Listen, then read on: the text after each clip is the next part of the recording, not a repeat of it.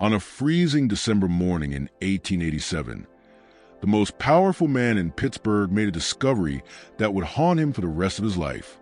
When steel magnate Cornelius Vandermark descended the marble staircase of his Fifth Avenue mansion, he found his wife's emerald evening gown laid out perfectly on the Persian rug in their grand foyer, still warm to the touch, as if she had just stepped out of it moments earlier. But Evangelene Vandermark was nowhere to be found. The front door was locked from the inside, every window sealed tight against the bitter Pennsylvania winter, and not a single servant had seen or heard anything unusual throughout the night. What made her disappearance even more chilling was that 3 members of the household staff had seen Evangelene just 4 hours earlier, going to bed wearing that very same gown.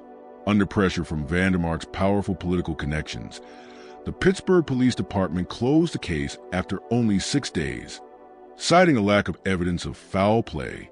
But the truth of what happened to Evangelene Vandermark that cold December night was far darker than anyone could have imagined. A web of industrial espionage, family secrets, and a conspiracy reaching the highest circles of Pittsburgh's gilded elite. What investigators never uncovered was that Evangelene's disappearance was merely the final act in a story that had been building for over 2 years. A deadly game of cat and mouse between a woman seeking justice for her murdered father and a husband whose empire was built on the bones of his enemies. Before we continue with the haunting story of Evangelene Vandermark and uncover the dark truth behind her disappearance, make sure to subscribe to our channel and hit that notification bell so you never miss stories like this. Also, tell me in the comments which state or city you're listening from. I love hearing from our audience all across America. Now, let's return to winter of 1887, a time when Pittsburgh steel barons ruled like kings, and murder was just another business expense. The winter of 1887 found Pittsburgh at the height of its industrial glory, a city where fortunes were forged in steel and coal, and where the smokestacks of endless factories painted the sky in permanent shades of gray. The air itself seemed heavy, thick with coal dust, ambition, and the desperate dreams of thousands of immigrants who had come to America seeking their fortune in the blazing furnaces of Pennsylvania's mills. It was a city of stark contradictions, magnificent mansions standing just blocks away from squalid tenements, where a man could rise from poverty to unimaginable wealth or fall into an unmarked grave in a matter of months. The Vandermark Mansion stood as a monument to this new American aristocracy, a 4-story Gothic revival masterpiece dominating an entire city block on Fifth Avenue. Its towers and turrets cast long shadows over the Allegheny River below. The building was a testament to excess, adorned with hand-carved gargoyles imported from French quarries, stained glass windows depicting scenes of industrial triumph, and a grand ballroom capable of hosting 300 of Pittsburgh's elite. The estate's 4 acres of manicured gardens, glass conservatories, and sprawling outbuildings included a carriage house large enough for a dozen vehicles, servants' quarters for the household staff, and, most mysteriously, an old ice house that would later play a crucial role in the dark events to come. Cornelius Vandermark had built his empire from nothing. He began as a common laborer in the steel mills before revolutionizing the production process with innovations that made him one of the wealthiest men in America. At 52, he was an imposing man, steel gray hair, piercing blue eyes that seemed to see through anyone who dared cross him. His hands, though softened by years of prosperity, still bore the scars and calluses from his early days at the furnaces, a constant reminder of the brutal world he had clawed his way out of through sheer genius and ruthless ambition. Those who knew him as a young man often remarked on his transformation, from an idealistic inventor who once believed his work could make life better for all steel workers, to the cold industrial titan who would later orchestrate the deaths of anyone who threatened his empire. Vandermark's rise to power hadn't come from innovation alone. In the cutthroat world of 1880s industry, success demanded a willingness to use methods that even the most hardened robber barons might hesitate to employ. Cornelius learned early that rivals could be removed through means far more permanent than market competition. A fire here, a boiler explosion there, the sudden disappearance of competitors' key engineer. These were the tools of industrial warfare in an age with no oversight, where laws could be bent, and the police could be bought for the price of a campaign donation. His marriage to Evangelene Hartwell in 1882 had been the social event of the decade. She, the 20 years younger daughter of a prominent Boston banking family, with auburn hair that shimmered like copper and a laugh that could fill an entire ballroom. At 25, Evangelene possessed a refined beauty and cultured grace that marked her as New England's elite. She spoke fluent French and German, played piano with near-professional skill, and had studied at Miss Porter's School in Connecticut, one of the finest institutions for young women of her class. But beneath that polished charm was a sharp mind and a moral strength that would one day put her on a collision course with her husband's empire. Their marriage had been a calculated move, a union meant to give Cornelius's empire the social legitimacy that only Boston's banking elite could provide. The Hartwell family's connections opened doors across New England's financial circles, allowing Vandermark to secure massive loans, expand his operations, and swallow smaller competitors whole. Evangelene, meanwhile, believed she was marrying a visionary, a man whose innovations would make life better for America's workers, unaware that her new husband saw human life as just another resource to exploit. By the winter of 1887, whispers began to spread among those who knew the Vandermarks best, that all was not well behind the marble walls of their Fifth Avenue mansion. Evangelene, once the radiant centerpiece of Pittsburgh's high society, had grown increasingly distant over the past year. She spent long hours alone in the mansion's vast library, writing in a small leather-bound journal she kept locked inside her mahogany writing desk, the only key dangling from a delicate brass chain around her neck. The library itself was a breathtaking space, floor-to-ceiling shelves filled with more than 3,000 volumes, from first-edition literary classics to dense scientific treatises, and an impressive collection of books on American industrial history that Evangelene had been quietly assembling since arriving in Pittsburgh. The household staff, a carefully chosen team of 12 loyal servants, began to notice subtle changes in her behavior. She often took long walks at unusual hours, returning with her boots caked in mud and a faraway look in her green eyes. What the servants didn't realize was that these walks were far from idle. Evangelene had been venturing into Pittsburgh's working-class neighborhoods, speaking with the wives and children of mill workers. She listened to their stories, the constant injuries, the deadly accidents, the unbearable conditions, and began connecting the dots between her suffering and her husband's empire. Unbeknownst to anyone, she was gathering evidence, piece by piece, for a growing investigation into the industrial accidents that always seemed to occur wherever Cornelius Vandermark's business expanded. The Vandermark estate employed only the most trusted individuals, chosen not just for skill, but for discretion and loyalty. Margaret Sullivan, the Irish head housekeeper, had overseen the mansion's operations for nearly a decade. Having fled County Cork during the Great Potato Famine of the 1870s, Margaret was a woman of fierce intelligence and unshakable morals, qualities that made her indispensable to the family, but would later make her a crucial witness to the strange events surrounding Evangelene's disappearance. Thomas Brennan, the rugged Scottish groundskeeper, had come to America in 1868 with his wife and 3 children after losing everything during the Highland clearances.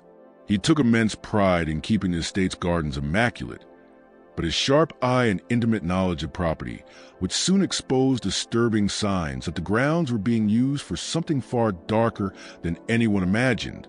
Then there was Charles Henley, the butler, trained in the strict traditions of English domestic service. He carried himself with quiet precision and was present for nearly every private conversation that took place in the Vandermark home. He prided himself on discretion, but even he would find his loyalty tested by the increasingly bizarre and terrifying events of Evangelene's final months. The family physician, Dr. Franklin Westbrook, had served the Vandermarks for over 5 years. A Harvard-educated doctor and respected member of Pittsburgh's professional elite, Westbrook began noticing troubling changes in Evangelene's health and behavior. In private medical notes later discovered by investigators, he expressed deep concern over what he delicately described as marital difficulties, an understated phrase that hinted at the emotional and physical toll of her marriage. These were people defined by loyalty and order, which made Evangelene's disappearance all the more baffling. The Vandermark household ran like a precision timepiece, every servant performing their duties by the minute. The structure was so rigid that it seemed impossible for anyone to enter or leave unnoticed, a fact that made her vanishing feel almost supernatural to those who lived within those walls. Outside, the city of Pittsburgh seemed to hold its breath through that bitter winter of 1887. Across the nation, the aftershocks of the Haymarket riot in Chicago had sparked unrest in every major industrial city. Pittsburgh's own labor unions were becoming increasingly militant, demanding safer conditions and fair wages.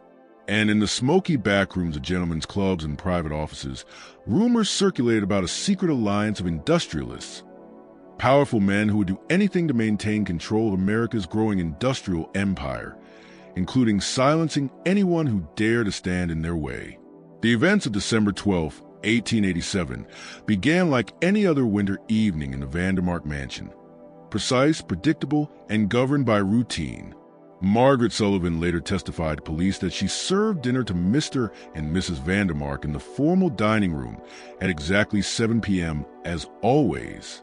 The dining room was a shrine to Victorian excess, a massive mahogany table that could seat 24 guests beneath a glittering bohemian crystal chandelier, surrounded by oil paintings celebrating the glory of American industry, each one personally commissioned by Cornelius himself. That evening's meal was roasted pheasant, winter vegetables from the estate's greenhouse, and a bottle of 1878 Chateau Margaux from Cornelius's private cellar, a wine that cost more than most Pittsburgh laborers earned in an entire month. Margaret remembered that Evangeline was unusually quiet that night, barely touching her food, answering her husband's remarks only with faint nods and soft murmurs. But what unsettled the housekeeper most was how Evangeline kept glancing toward the frost-covered dining room windows, as though expecting someone or something to appear out of the darkness. She had the look of a woman who knew something terrible was coming. Margaret would later tell Detective Samuel Crawford, her Irish accent trembling with emotion. It was like she was trying to memorize every detail of that room, as if she knew it might be the last time she'd ever see it. As for Cornelius Vandermark, he seemed calm, composed, almost unnervingly so. That evening, Cornelius Vandermark seemed to be in unusually high spirits. He spoke animatedly about a new steel contract he had secured with the Pennsylvania Railroad, and his grand plans to expand operations into Ohio and West Virginia. But as Charles Henley moved quietly around the table, serving each course with his trademark efficiency, he noticed something strange. Despite his cheerful tone, Cornelius kept checking his pocket watch again and again, as though waiting for something to happen at a very specific time. At precisely 9:30 p.m., Margaret Sullivan helped Evangeline prepare for bed. Curiously, she assisted her into the emerald silk evening gown that Evangeline usually wore for entertaining guests, even though none were expected that night. It was a detail that would later baffle investigators. Evangeline never wore such elaborate clothing when retiring for the evening. The gown, imported from Paris for nearly $500, shimmered under the glow of the gas lamps, intricate beadwork catching the light like thousands of tiny stars. Margaret recalled complimenting the craftsmanship, and Evangeline smiled, the first true smile the housekeeper had seen from her in weeks. But what came next would stay with Margaret for the rest of her life. Evangeline stepped forward and embraced her, holding her tightly for several long seconds and whispering, "Thank you for your kindness, Margaret. You've been like a mother to me these past years." At the time, Margaret was touched by the unexpected affection, but later, she would realize that it felt like a goodbye. She looked almost relieved, Margaret told police later, like a great weight had been lifted from her shoulders. But there was sadness, too, a kind of quiet despair, as if she knew she was about to lose everything she held dear. During that same evening, Margaret noticed Evangeline wearing a small silver locket on a fine chain, a piece of jewelry she had never seen before. When she asked about it, Evangeline simply said it contained something precious that must be preserved, refusing to open it or explain further. The locket itself was delicate and ornate, adorned with Celtic knotwork that suggested Irish craftsmanship, an odd choice among her usual collection of refined, understated jewelry. Later that night, at 11 p.m., Thomas Brennan made his final rounds of the estate. As he walked the snow-covered paths, he noticed a light glowing in Evangelene's private study on the second floor. Through the frost-coated glass, he saw her silhouette, seated at her desk, writing feverishly. Her hand moved across the page with an intensity that made her shadow appear almost frantic. That moment, the faint figure of Evangelene in the flickering lamplight would be the last confirmed sighting of her alive. Thomas remembered later that something about her posture seemed desperate, not calm and composed as usual. What he couldn't see from outside was a scene unfolding within that quiet study, the sanctuary that had always been hers alone. The room was decorated with mementos from her Boston childhood and lined with books, maps, and documents she had spent months collecting. That night, Evangelene was performing what she knew would be her final act of defiance, writing a meticulous account of everything she had uncovered about her husband's empire, the corruption, the murders disguised as industrial accidents, and a powerful network of men known in secret as the Pittsburgh Circle. Hidden behind rows of books were photographs, letters, and coded correspondences, evidence exposing the full scale of their crimes. Maps of Pennsylvania and neighboring states were pinned with tiny red markers, each representing a suspicious explosion, a fatal accident, or a mysteriously vanished competitor. Every mark came with notes describing the victims, the circumstances of their deaths, and the business advantage gained by Vandermark or one of his partners. When morning came at 6 a.m., Margaret arrived to begin her daily duties. She immediately noticed something wrong. The front door was locked from the inside, the heavy iron bolt still firmly in place. The mansion's 12 ground-floor windows were all sealed, their locks intact and showing no signs of tampering. Margaret, ever meticulous, tested each one herself. All were secure. The upper floor's windows were too high to reach without a ladder, and Thomas later confirmed that every ladder remained undisturbed in the carriage house, covered by a thin layer of fresh snow that had fallen overnight.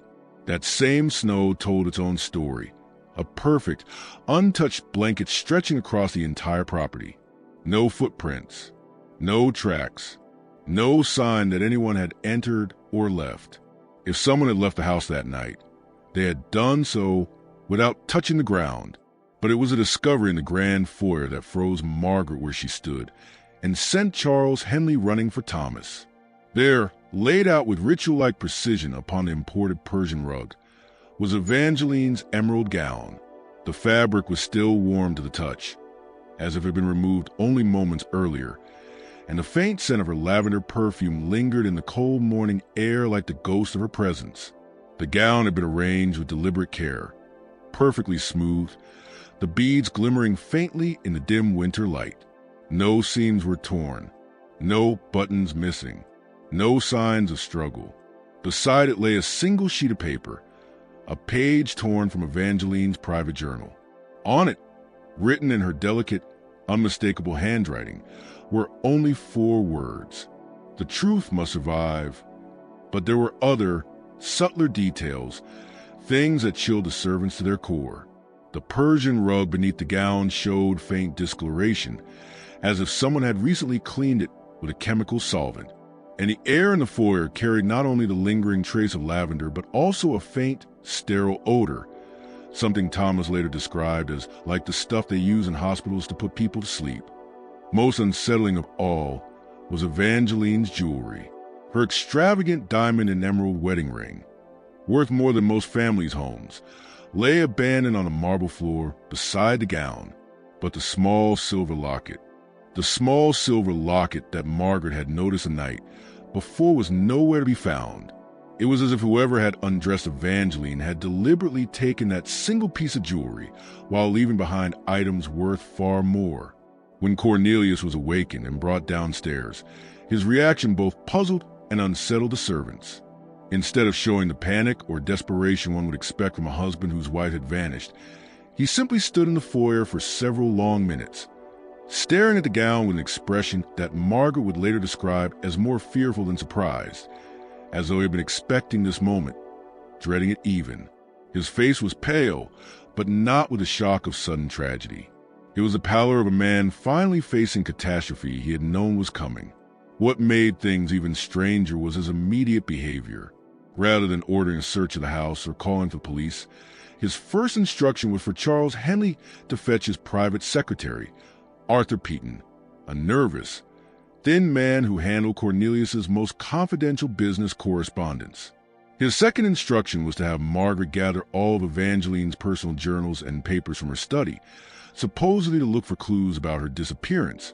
Though the way he gave the order suggested he was more interested in controlling evidence than finding his missing wife, Dr. Franklin Westbrook arrived within the hour, summoned from his nearby residence. But by the time he entered the mansion, Cornelius already seemed to have everything under control. Too much control, in fact. The doctor was not asked to inspect the scene or offer any medical opinions about possible causes for Evangelene's disappearance.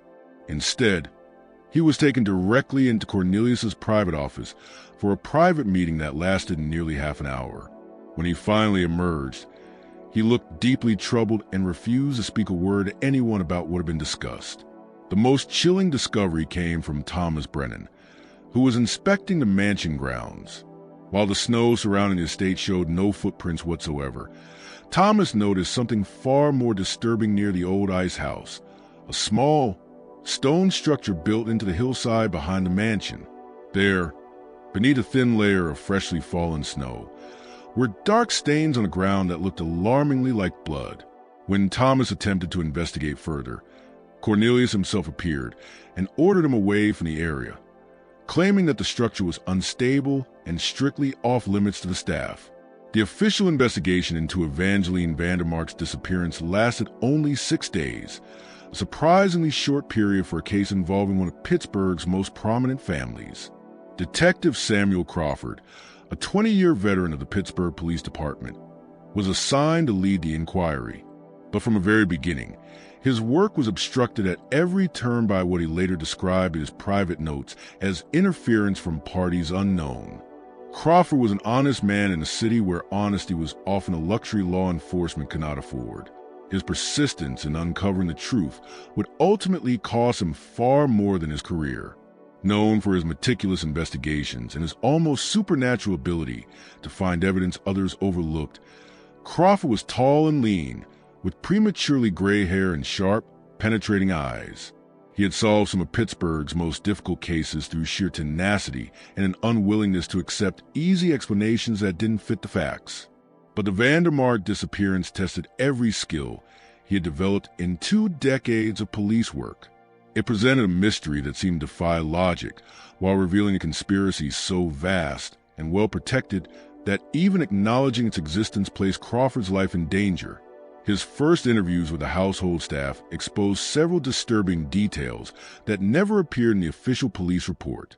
Margaret Sullivan confided that, in the weeks before her disappearance, Evangeline had been receiving mysterious visitors, well-dressed men who arrived after dark and departed before dawn, always using the servants' entrance to avoid being seen by neighbors or other members of the household. These late-night meetings always took place in Evangeline's private study, and after each visit, Margaret noticed that her mistress grew increasingly anxious and fearful. Her descriptions of these nocturnal visitors were precise and unnerving. They were always impeccably dressed in fine suits and heavy overcoats, spoke with educated, upper-class accents, and carried themselves with the quiet authority of men used to power. But what unsettled Margaret most were their eyes, cold, calculating, and watchful, as if constantly assessing their surroundings for threats or escape routes. Even more disturbing were Thomas Brennan's observations regarding the old ice house. The structure hadn't been used for years, not since the Vandermarks had installed one of Pittsburgh's first electric refrigeration systems in 1885. Built into the hill with thick stone walls and an elaborate drainage system, it remained cool and dry year-round, a relic of another era. Brennan reported seeing fresh footprints in the snow leading to and from the ice house on multiple occasions throughout November and early December. They were always the print of a woman's small boots, boots that perfectly matched a pair found in Evangelene's closet. What frightened him most, however, was a pattern of those tracks. They suggested that someone, presumably Evangelene, had been visiting the ice house regularly, always alone and always at night. On several nights, Thomas had even seen a faint, flickering light glowing from within the structure, as though someone were inside using a lantern or candle. When Detective Crawford questioned him further, the groundskeeper reluctantly revealed something even more unsettling. On at least 3 occasions, he had found not just Evangelene's smaller footprints, but also the tracks of another person, a much larger individual wearing heavy workman's boots. These larger prints always appeared on the same nights as Evangelene's visits, but they approached the ice house from the direction of the public road, not from a mansion. When Crawford attempted to inspect the ice house himself, Cornelius Vandermark intervened once again, insisting the building was unsafe and forbidding anyone from entering until a full structural assessment could be conducted. Crawford found Cornelius Vandermark's explanation deeply suspicious. The ice house, after all, had been built with the same care and precision that characterized every structure on the Vandermark estate. It was constructed to last generations, not to crumble with age. When Crawford pressed for permission to at least examine the building's exterior, Vandermark's attorneys informed him that no such inspection could occur without a specific warrant, one that explicitly demonstrated probable cause to believe that evidence of a crime might be found inside. The legal barriers placed before him were unlike anything Crawford had encountered in 20 years of police work. In nearly every missing persons case he had handled, families were desperate to cooperate with the authorities. But this case was different. From the very beginning, it seemed as though powerful, unseen forces were working to restrict the investigation and steer it away from certain questions. 3 days later, when Crawford finally returned with the necessary warrants and paperwork, he was stunned by what he found. The ice house had been sealed shut with fresh mortar. Vandermark's lawyers now argued that his warrant was no longer valid, claiming the structure had been substantially altered since the initial investigation. The speed with which the sealing had been accomplished was extraordinary, requiring skilled masons, specialized tools, and a significant amount of building material that must have been delivered and installed in less than a day. Perhaps most troubling of all, Crawford discovered that Evangelene's private journal, the leather-bound book that servants had seen her writing in obsessively, had vanished.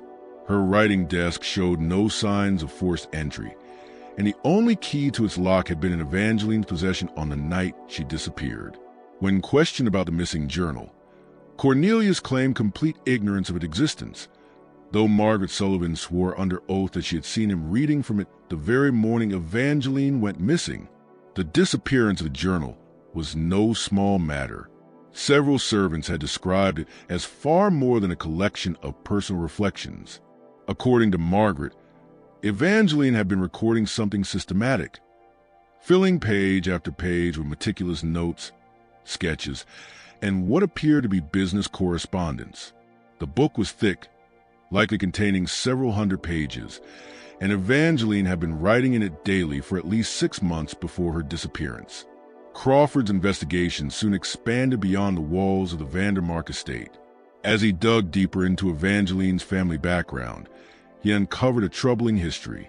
The Hartwells, once a prominent New England banking family, had fallen from fortune and influence into near ruin in less than 5 years. The speed of their financial collapse was extraordinary, and the nature of the instruments that caused it seemed far too deliberate to be coincidence. Evangelene's father, Harrison Hartwell, had died in Boston in 1886 under mysterious circumstances. His death had been officially ruled a suicide by hanging, though no note was ever found, and family friends maintained that Harrison had shown no signs of depression or despair. The police file on the case was shockingly thin, containing only a brief statement describing the discovery of his body in his banking office, and a short coroner's report attributing the death to suicide while of unsound mind.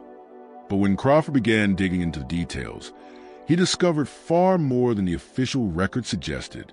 A source within Boston's banking community confided that, in the weeks leading up to his death, Harrison Hartwell had been preparing to expose a massive financial fraud. one that involved the manipulation of steel industry investments. The scheme allegedly centered on a secret consortium of Pittsburgh industrialists who used inside information about planned accidents in steel mills to manipulate stock prices and buy out competitors at drastically reduced values. Even more unsettling was what Crawford learned about Evangelene's younger brother, Edmund Hartwell.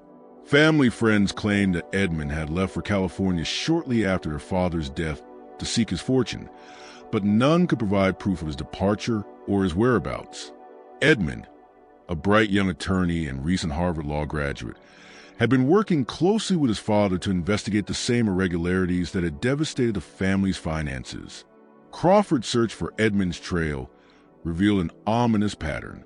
Railroad records showed that a young man matching his description had purchased a ticket to Chicago in November 1886, but no record existed of him ever continuing on to California. Hotel registries in Chicago indicated that someone using the alias E. Harrison had stayed at several establishments during that same winter, always paying cash and never remaining more than a few days in one place. After that, the trail went cold. As Crawford continued to unravel the threads of the Hartwell family's financial ruin, a dark and complex web began to emerge. He uncovered manipulated investments, fraudulent loans, and coordinated attacks on the family's business interests, all executed with precision, and all bearing the hallmarks of a deliberate campaign of destruction. Even more striking was the timing.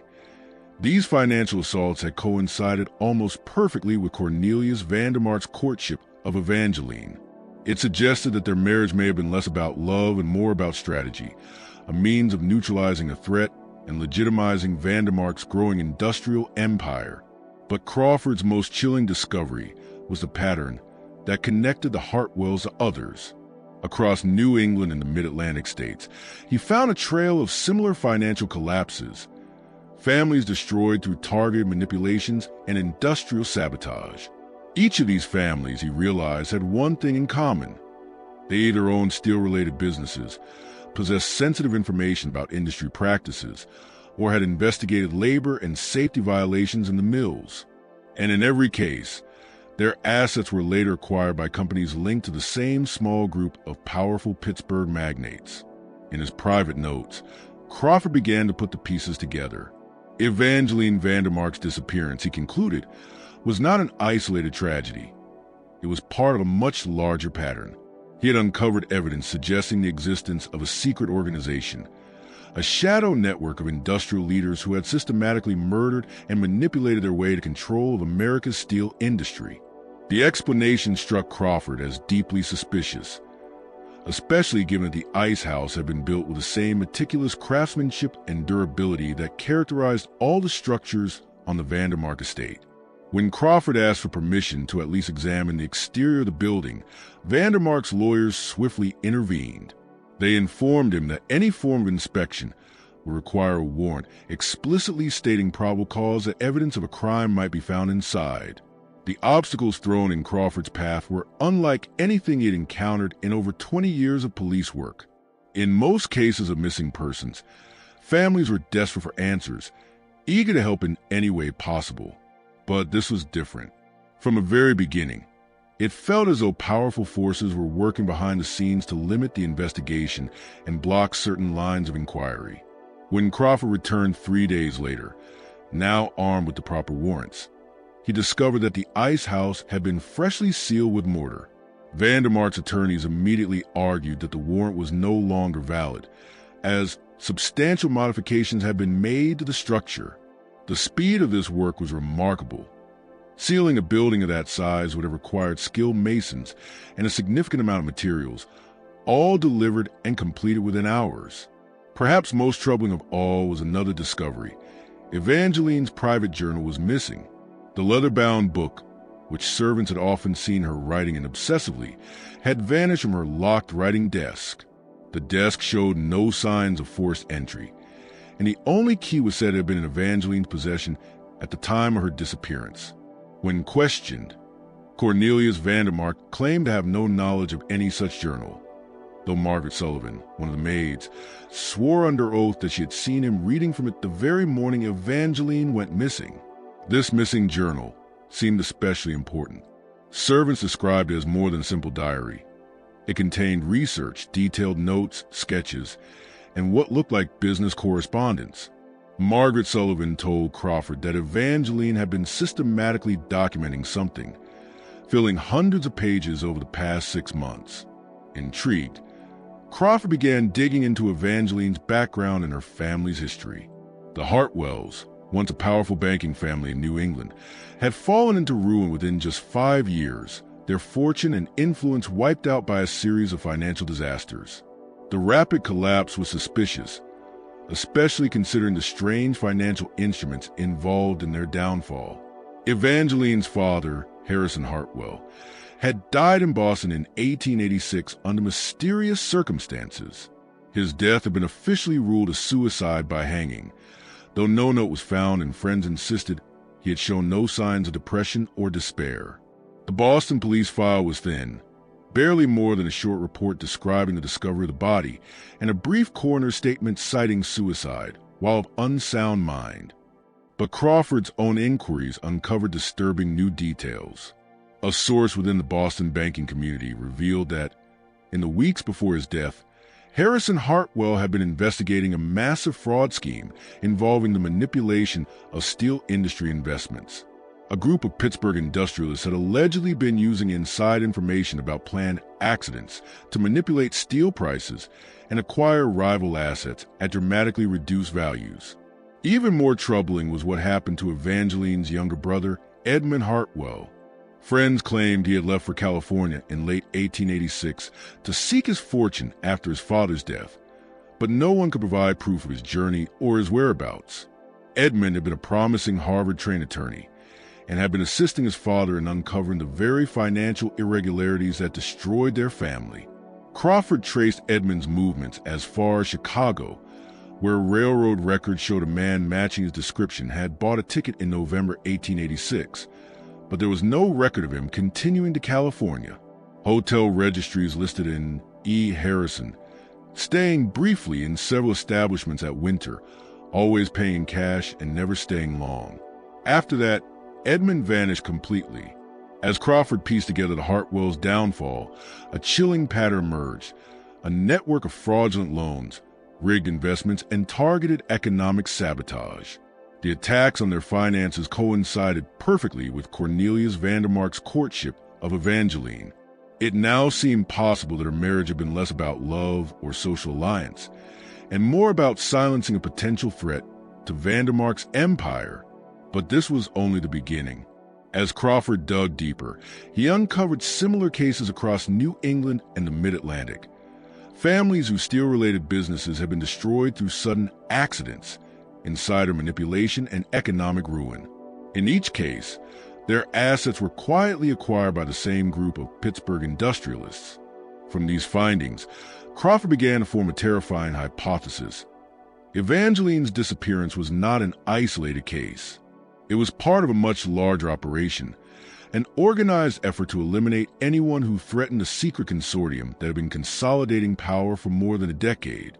His private notes from this period reveal his growing realization that he was dealing with something far beyond a missing person. What he had uncovered was a conspiracy of industrialists who had murdered, bribed, and manipulated their way to absolute control over America's steel industry, leaving behind a trail of convenient accidents, suicides, and disappearances that law enforcement had never connected. The organization had grown far beyond its original circle of steel magnates. By now, it included coal mine owners, railroad executives, banking officials, and even prominent lawyers and politicians, all of whom provided legal protection and political cover for groups' increasingly violent activities. What made the Pittsburgh Circle especially dangerous was its mastery of influence. They understood how to manipulate both public opinion and law enforcement to their advantage. They owned several newspapers throughout Pennsylvania and Ohio, giving them control over how industrial accidents were reported and investigated. They cultivated close ties with key figures in local and state government, ensuring that any inquiries into their affairs would remain shallow and swiftly closed, leaving no meaningful conclusions behind.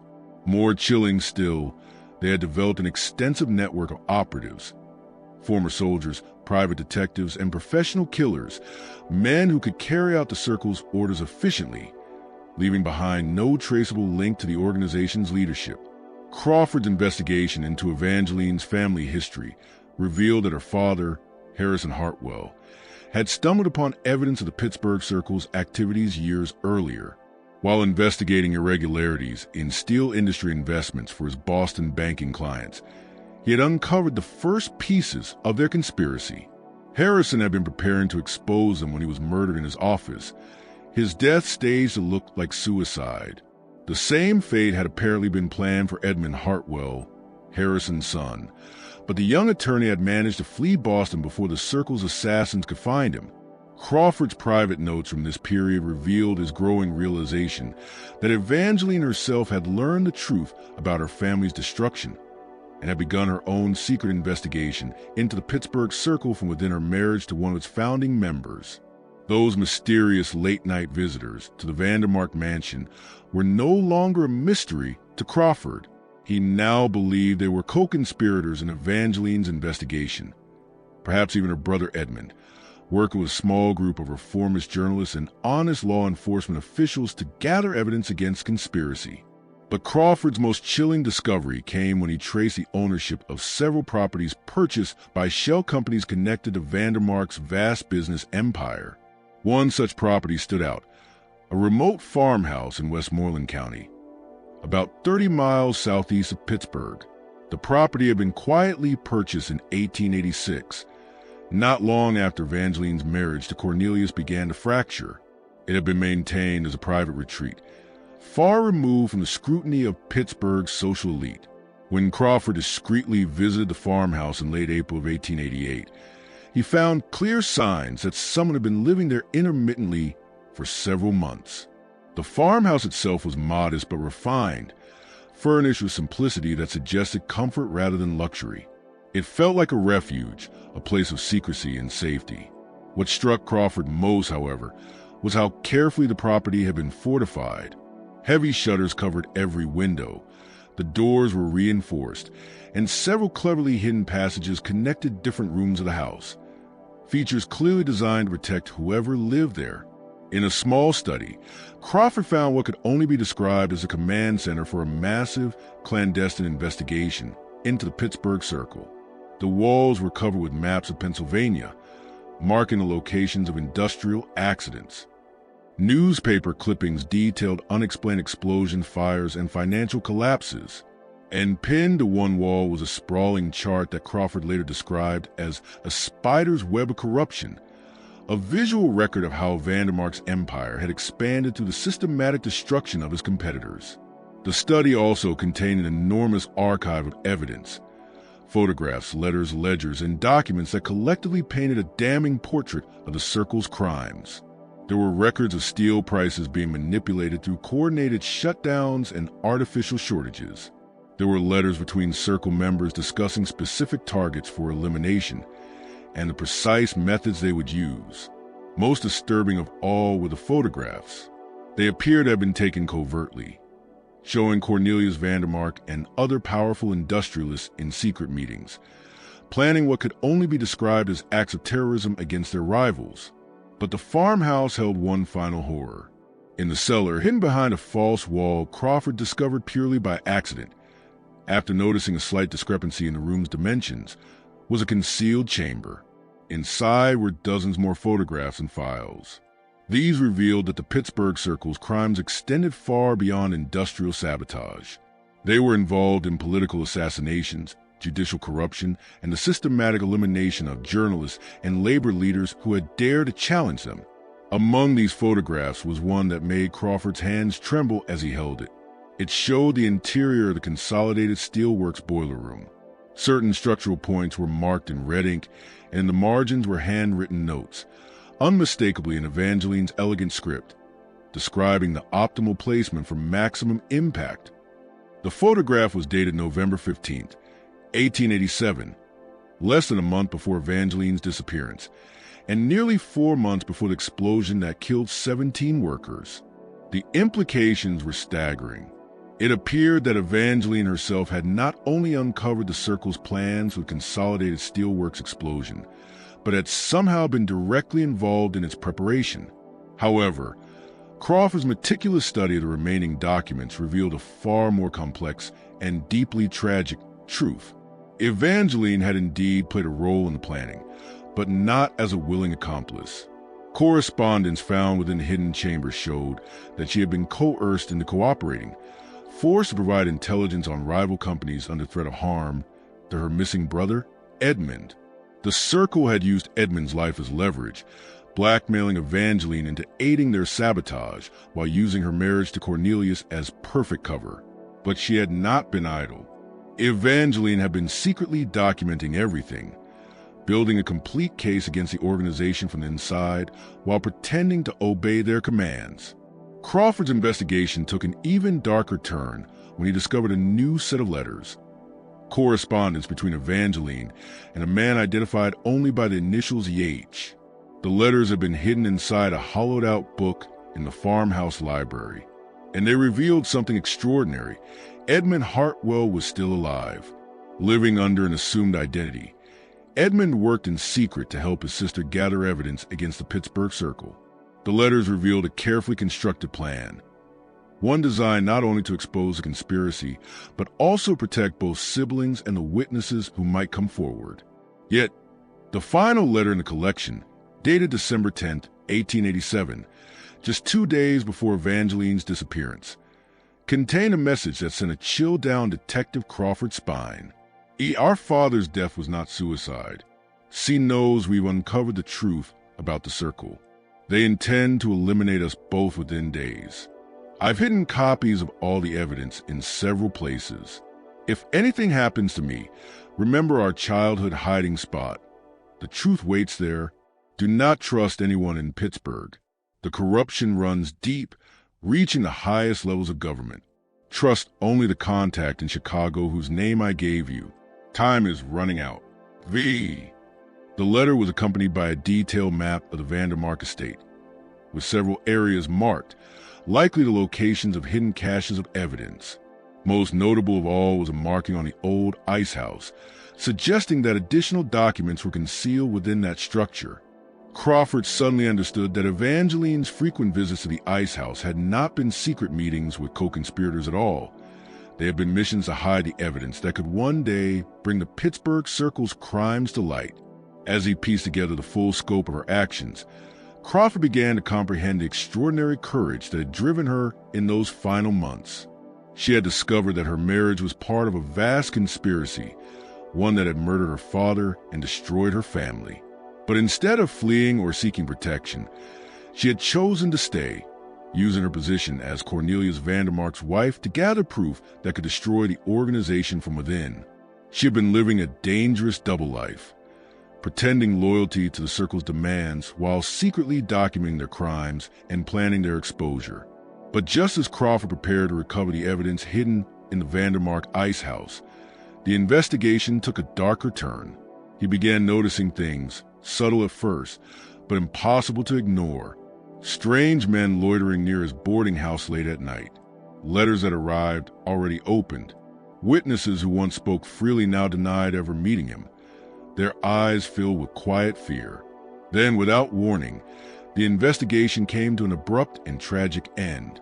On a rainy morning in April 1888, Detective Samuel Crawford was found dead in an alley behind Pittsburgh Central Police Station. The official report listed the cause of death as a heart attack brought on by excessive drinking, but those who knew him doubted the claim. His wife later testified that Crawford rarely drank and had been in excellent health. More suspicious still was what vanished that same night. All of Crawford's files related to the Vandermark investigation disappeared from the police station. His death didn't just close the case. It sent a chilling message. The Pittsburgh Circle was willing to murder law enforcement officers to protect its secrets. Crawford's death marked the end of any official inquiry into Evangelene Vandermark's disappearance. But to those who understood the shadows moving through Pittsburgh's elite, it meant something more. Confirmation that the Circle's power reached into every corner of the city. His death served as a warning. Some cases were too dangerous to pursue, no matter how compelling the evidence. In the months that followed, the city's industrial elite closed ranks even tighter. Fear settled over Pittsburgh like coal dust, thick, silent, and suffocating. Steel workers whispered about mysterious accidents, claiming the lives of men who spoke too freely about labor rights or unsafe conditions. Journalists discovered that editors suddenly refused to print stories critical of the city's magnates. Politicians who once championed reform now changed their tune, citing vague concerns about economic stability and protecting Pittsburgh's competitive edge. But beneath that uneasy calm, unseen forces began to stir. Ripples created by Crawford's investigation spreading far beyond the city's borders. Before his death, the detective had exchanged letters with officials in other cities, warning them about industrial accidents and unexplained disappearances that seemed to follow the same pattern. Those contacts quietly picked up where Crawford left off, careful not to repeat the mistakes that had cost him his life. In Boston, Police Captain William O'Brien became particularly interested in Crawford's notes on the Hartwell family's downfall and the supposed suicide of Heiress and Hartwell. O'Brien, a 25-year veteran of the force, had long been troubled by how quickly that case had been closed. Harrison was found hanging in his office. No note, no motive, nothing to explain why a successful banker would suddenly take his own life. The case had been ruled a suicide within days, despite multiple inconsistencies. When O'Brien reviewed the old case files, he noticed details that had been overlooked or perhaps deliberately ignored. The office showed clear signs of a struggle. Overturned furniture, papers scattered across the floor. The original investigators had dismissed this as the man's final act of desperation, but O'Brien wasn't convinced. Even more disturbing was the testimony of a night watchman who claimed to have seen 3 well-dressed men leaving the building shortly before Harrison's body was found. That testimony, O'Brien discovered, had never been entered into the official report. Determined to uncover the truth, O'Brien tried to contact Edmund Hartwell, who was believed to have gone to California, but no record showed he'd ever arrived. When O'Brien reached out to law enforcement across the western states, he found something unexpected. Reports of a young attorney using multiple aliases, asking probing questions about industrial corruption and financial manipulation across the Midwest. Meanwhile, in Chicago, investigative journalist Michael Flanagan had also taken an interest in Crawford's work, focusing on the pattern of industrial accidents across Pennsylvania. A reporter for the Chicago Tribune, Flanagan had built a reputation for exposing corporate corruption and political graft that ran to the industrial heart of America. Flanagan's own investigation into the steel industry had revealed disturbing patterns that seemed to confirm Crawford's suspicions about coordinated sabotage and market manipulation. His research uncovered evidence of similar conspiracies operating in other industrial centers across the country. In Cleveland, a powerful group of steel and shipping magnates appear to be using methods strikingly similar to those employed by the Pittsburgh Circle. In Detroit, the newly emerging automobile industry showed troubling signs of manipulation, a coalition of industrialists coordinating through secret meetings and coded correspondence. The pattern was clear. The Pittsburgh Circle was not an isolated phenomenon, but rather a piece of something far larger, a vast network of criminal organizations working together to seize control of America's industrial economy. But Flanagan's most significant discovery came when he managed to make contact with a mysterious EH, the same individual who had been corresponding with Evangelene Vandermark. Through a web of intermediaries and encrypted messages, the journalist arranged a clandestine meeting with Edmund Hartwell, who was, against all odds, still alive, living under a false identity in Chicago. What Edmund revealed that night would forever alter Flanagan's understanding of the conspiracy's true scope and danger. Since fleeing Boston after his father's murder, Edmund had lived in constant fear, changing his name, moving from city to city, never staying anywhere for long. He had abandoned all hope of practicing law or living a normal life, forced instead into a lonely existence defined by paranoia and secrecy. Yet even in exile, he had continued his father's work, gathering evidence about the Pittsburgh Circle and the similar organizations operating across the nation. What he uncovered was far more horrifying than anything Crawford had imagined. The Pittsburgh Circle, Edmund explained, was only one branch of a massive and coordinated network that extended into the highest ranks of American business and government. Its members were not only industrial leaders, but also bankers, railroad executives, newspaper publishers, judges, senators, even cabinet members within the federal government. Together, they had built a shadow government, manipulating the nation's economy while using systematic violence to silence anyone who stood in their way. Among Edmund's evidence was detailed documentation proving how the conspiracy had engineered the Panic of 1873, deliberately triggering financial collapse to buy up distressed assets for pennies on the dollar. They had staged labor strikes and violent uprisings to justify the deployment of federal troops against workers. They had even influenced foreign policy, pushing for tariffs and trade agreements designed to enrich their own industrial empires while impoverishing ordinary Americans. But Edmund's most devastating revelation concerned his sister's fate. Evangelene Vandermark had not simply vanished on December 12, 1887. She had been murdered, killed by Cornelius Vandermark himself, aided by other members of the Circle, after she threatened to expose their crimes to federal authorities. Before her death, however, she had managed to hide the full body of evidence they had collected. An insurance policy, as Edmund called it, meant to guarantee that their killer's secrets would eventually come to light, even if both siblings were silenced. Evangeline's collection included not just incriminating documents, but also detailed records of the organization's structure, finances, and future plans. She had photographed secret meetings, copied confidential letters, and most astonishingly, used one of the new phonograph recording devices to capture their private conversations. She had even identified other victims of the conspiracy who could testify, provided they were promised protection from retaliation.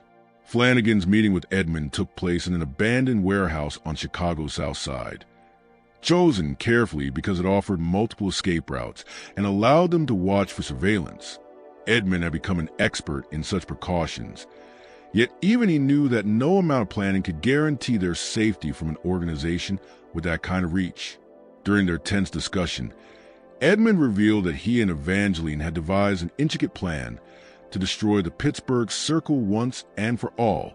Their strategy was simple yet brilliant: to release evidence simultaneously to law enforcement agencies, major newspapers, and key political leaders in multiple cities. They knew that the Circle's strength lay in controlling information and eliminating threats before the truth could spread. By unleashing the evidence everywhere at once, they hoped to overwhelm the conspirators, ensuring that the story could not be suppressed and that the witnesses would not all be silenced. But the plan had been compromised before it could be set in motion. Cornelius had somehow learned of Evangeline's actions and confronted her on the night of December 12th. What followed was no civilized discussion, but a brutal confrontation that ended in her death and the systematic destruction of much of the evidence she had gathered. As Edmund recounted the moment, his voice trembled. He described receiving a coded telegram from his sister only hours before her murder, a final warning that their plan had been discovered. She urged him to initiate their emergency protocol immediately, but by the time Edmund received the message, it was too late to save her. He had been forced to make a terrible choice: to risk both their lives in a doomed rescue attempt, or to preserve the evidence that might one day bring their killers to justice. The meeting between Flanagan and Edmund was suddenly interrupted by the sharp sound of footsteps echoing in the corridor, followed by the metallic click of revolvers being cocked. Both men realized in that instant that their elaborate security measures had failed.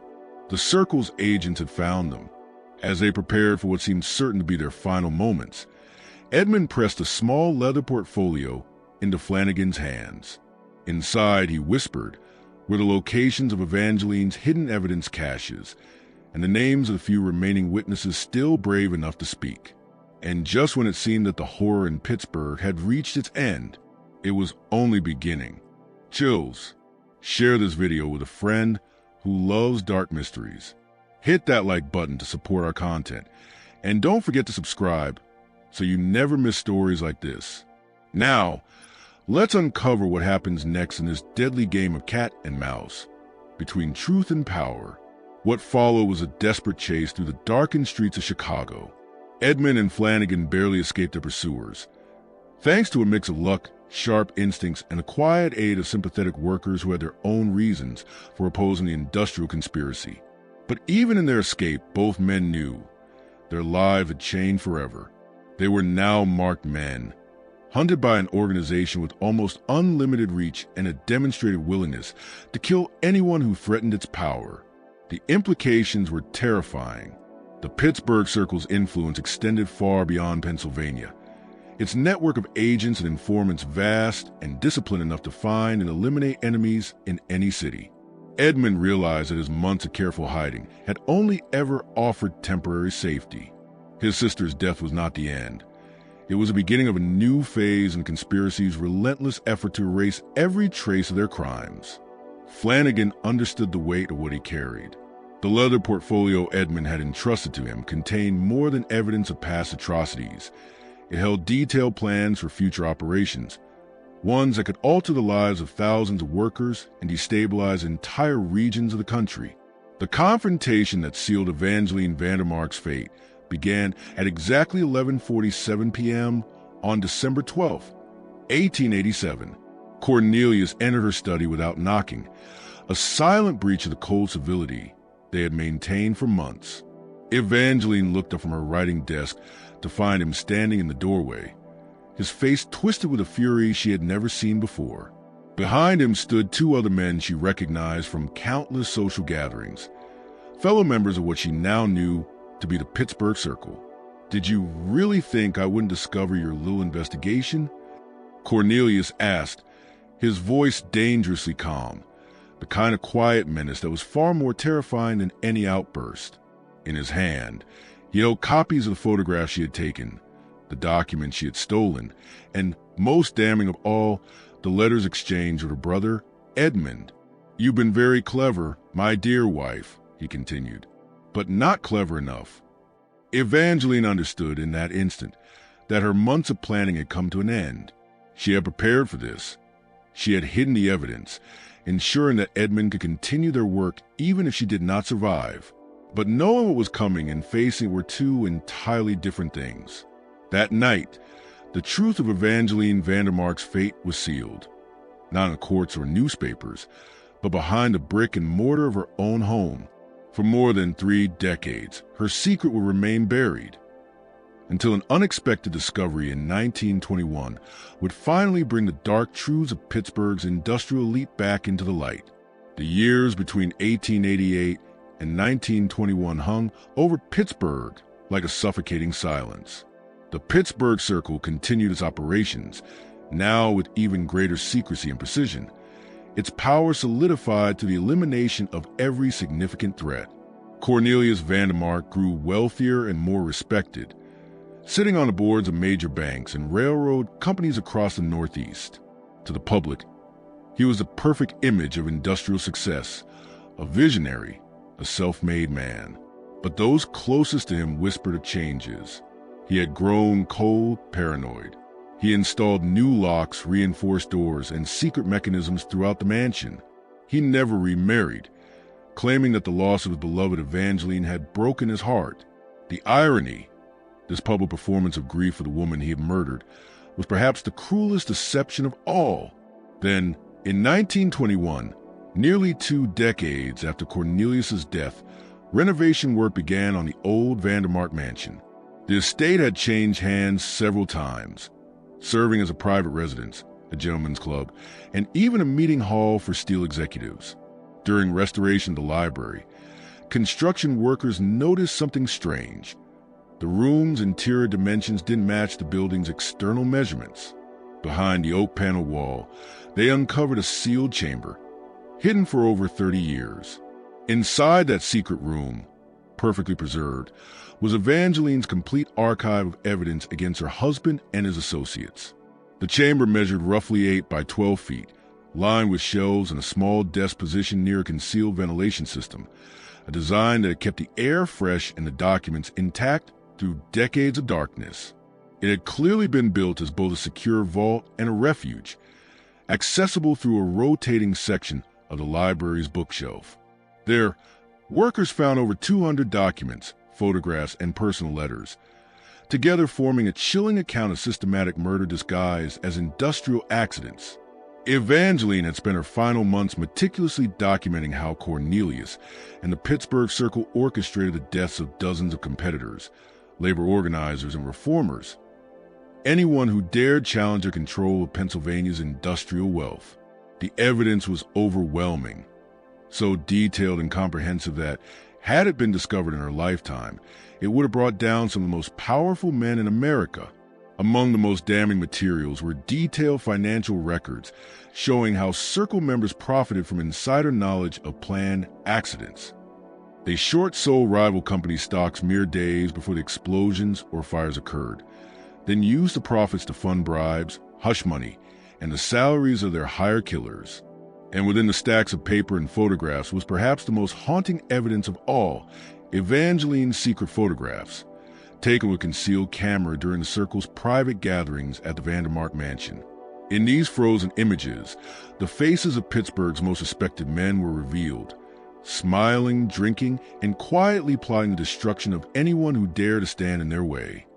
Prominent Pittsburgh industrialists, political leaders, and even law enforcement officials were captured in these photographs, seen planning acts of sabotage and openly discussing the elimination of those who pose a threat to their powerful organization. The images were so clear, so precise in detail, that no one could possibly dismiss them as forgeries or innocent misinterpretations. But the most shocking discovery was Evangelene's final journal, written on December 12, 1887, the very night she vanished. The book was bound in red leather, every page filled with her careful handwriting. It chronicled her growing realization of her husband's crimes and her unshakable resolve to bring him to justice, no matter the cost. The final entry was written in a trembling hand, evidence of fear and pressure she must have been under. In it, she described how she confronted Cornelius earlier that evening, laying out the evidence of his crimes and demanding that he stop his murderous schemes and atone for families he had destroyed. She had believed, perhaps naively, that some trace of humanity still lived within him, that he might feel remorse when faced with the blood on his own hands. But Cornelius's reaction was swift and merciless. For the first time, she saw the man he truly was. He told me that I had served my purpose. Evangelene wrote with shaking fingers, that the destruction of my family was only the beginning, a lesson to show what happens to those who oppose him. My marriage, he said, had been nothing more than a transaction, a way to gain legitimacy in Boston's financial circles while crushing his rivals.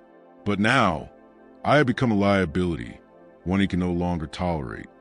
Her journal revealed that Cornelius had offered her what he called a choice, though it was no choice at all. She could disappear quietly, live out her days in exile under a false identity, and accept the ruin of her family as a price for her survival, or face the same fate as the dozens of victims who had already fallen to the Pittsburgh Circle.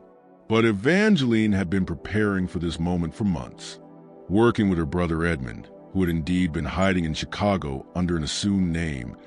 She had crafted an elaborate plan to fake her own death while ensuring the truth would one day come to light. The plan was as daring as it was dangerous. Using the mansion's network of hidden passages, tunnels once built so servants could move unseen, she would vanish from sight, leaving behind a scene meant to suggest something supernatural. The emerald gown left in the foyer was no coincidence. It was a deliberate illusion meant to distract and mislead.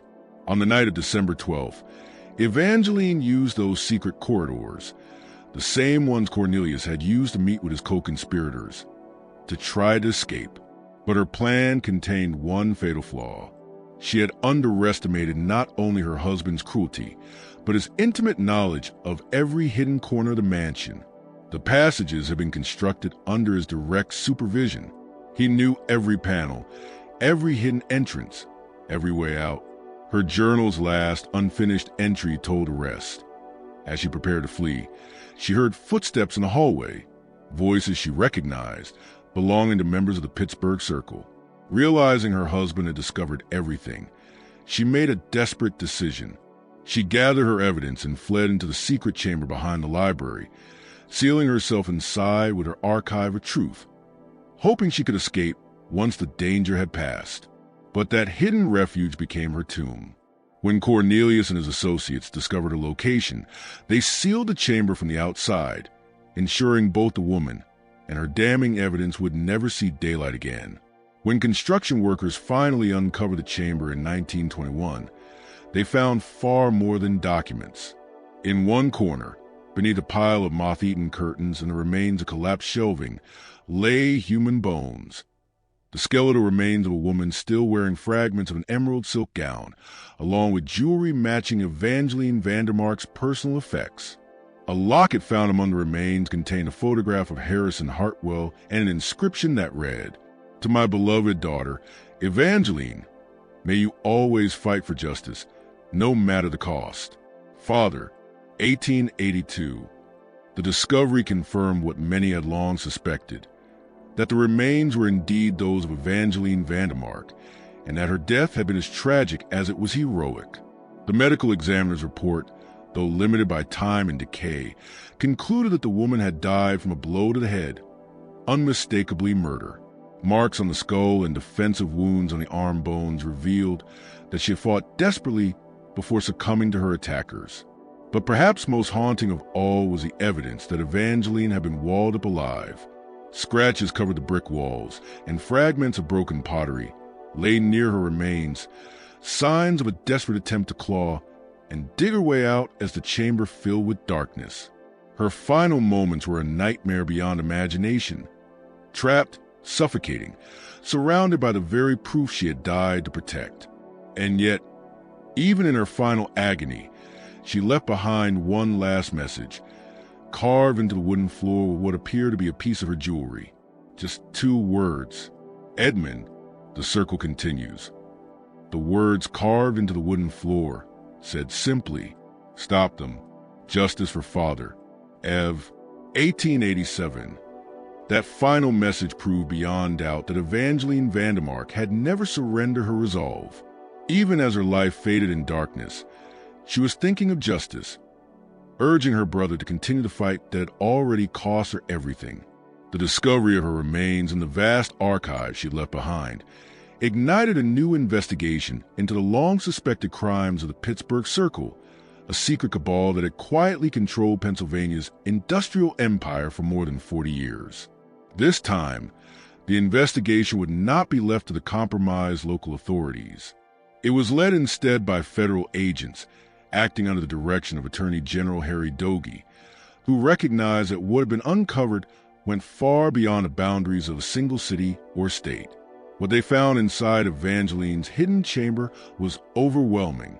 The documents implicated dozens of prominent families in organized murder, fraud, and industrial espionage. The evidence was so detailed and damning that even the immense wealth and influence of those involved could not bury it. Some of these families still held power in business and politics well into the 1920s. Their exposure sent shockwaves to the highest levels of American society, a scandal so vast that newspapers called it the machinery of murder. Federal investigators determined that the Pittsburgh Circle had been directly responsible for the deaths of at least 93 people over a span of 3 decades. Their victims included business rivals, union organizers, reformist journalists, honest politicians, and even members of their own families who had learned too much. The methods were as varied as they were cruel. Stage factory explosions, arson disguised as accidents, mysterious illnesses, suicides that weren't suicides, and assassinations made to look like random street crimes. But perhaps most disturbing of all was what the evidence revealed about their reach. The Circle's influence had spread far beyond Pennsylvania. Similar organizations operated in Cleveland, Detroit, Chicago, and New York, a nationwide web of industrial conspiracies that had corrupted nearly every major sector of America's growing economy. Their coordinated actions had shaped labor laws, manipulated markets, and even influenced federal trade policy. The more investigators uncovered, the clearer it became.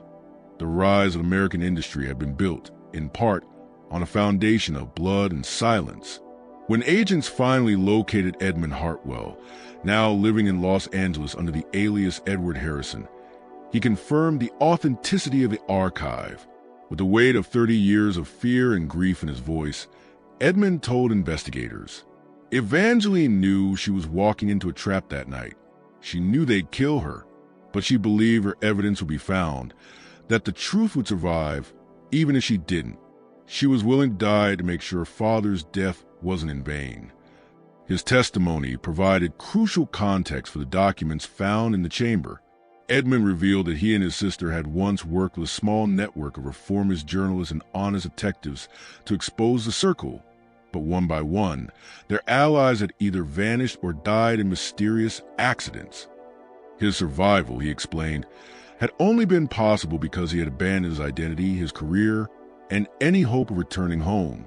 For decades, he lived under false names, constantly moving, haunted by what he knew. The investigation also uncovered the grim truth about Detective Samuel Crawford, whose sudden heart failure in 1888 had ended the original inquiry into Evangeline's disappearance.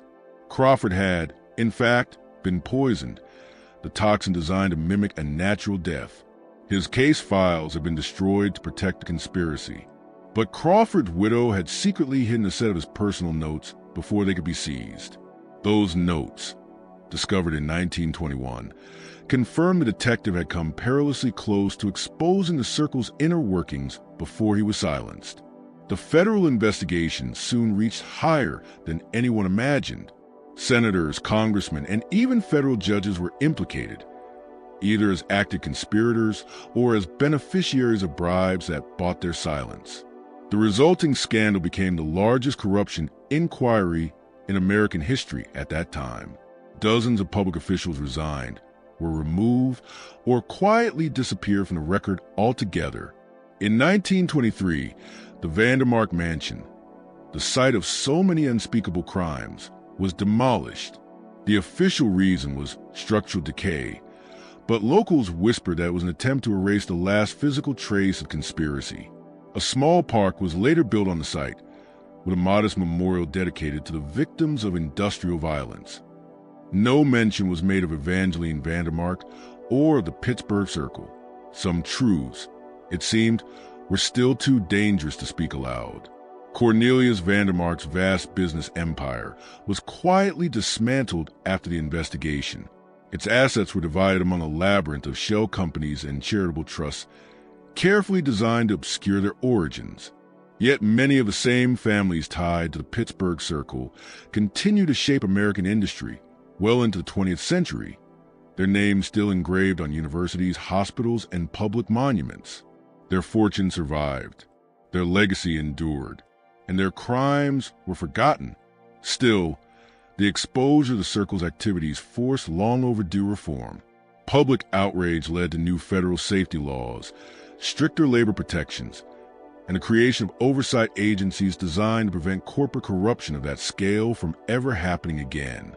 But as one investigator later wrote in his final report, corruption does not vanish. It changes its shape. The Circle may be broken, but its shadow still lies across the foundations of our industry. Regulations were finally implemented.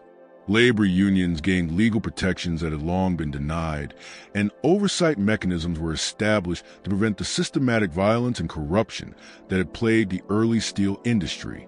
These changes could not bring back the hundreds of workers who had died in the Pittsburgh Circle's engineered accidents, but they made it far more difficult for such crimes to be concealed in the future. The exposure of the Circle's activities also reshaped law enforcement and journalism. Federal agencies gained new powers to investigate interstate criminal conspiracies, while newspapers developed more sophisticated methods for protecting sources and uncovering corporate corruption.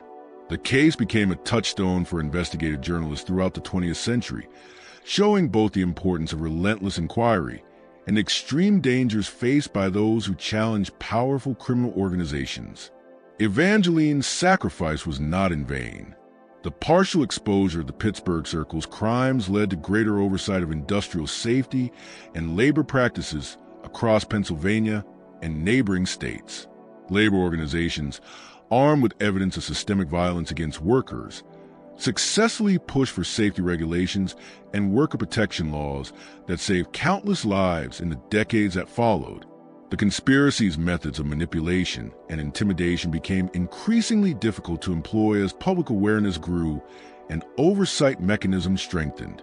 The meticulous evidence Evangelene risked everything to preserve inspired a new generation of reformers and investigative journalists, carrying forward the fight for industrial justice well into the early 20th century. Her determination to document the truth, even at the cost of her own life, became a powerful symbol of courage in confronting institutional corruption and violence. Evangelene Vandermark's story also highlighted the particular vulnerabilities faced by women challenging male-dominated institutions in the late 19th century. Her access to her husband's business affairs, which she used to gather evidence, placed her in constant danger of discovery and retaliation. Yet she chose moral action over comfort or safety, demonstrating a commitment that transcended the expectations of her social class and gender.